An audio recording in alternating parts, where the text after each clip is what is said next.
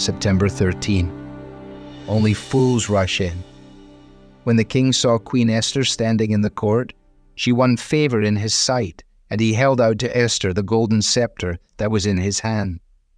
Then Esther approached and touched the tip of the scepter. And the king said to her, "What is it, Queen Esther? What is your request?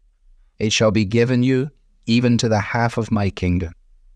And Esther said, "If it please the king, let the king and Haman come today to a feast that I have prepared for the king." Esther chapter 5, verses 2 through 4. Fools rush in where angels fear to tread. Esther seems to have understood this. As she prepared to entreat King Ahasuerus, she was resolved to take the route of obedience to God, even though she might die, but she approached the moment with subtle wisdom. She was simultaneously brave, appropriate, cautious, humble, skillful, delicate, and precise. Her entrance before the king was cleverly designed and carefully planned and executed. The time for fasting and preparation was over, and Esther appropriately prepared herself by putting on her royal robes. She approached the king according to protocol.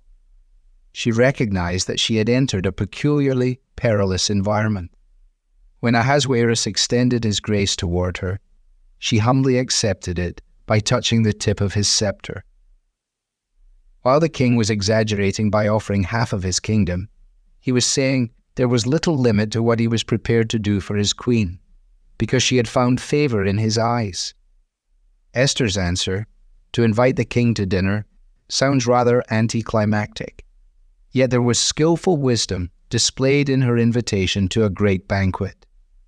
She seemed to understand that the way to this man's heart was through his stomach, so she invited him to eat with her.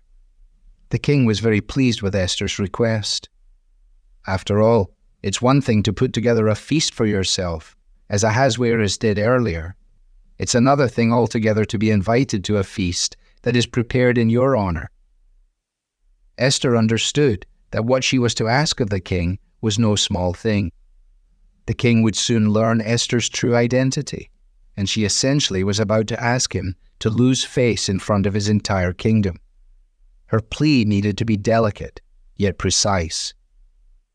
For many of us, once we've resolved to do something, we are tempted to just get at it directly, with no concern as to how we might affect or offend anybody else.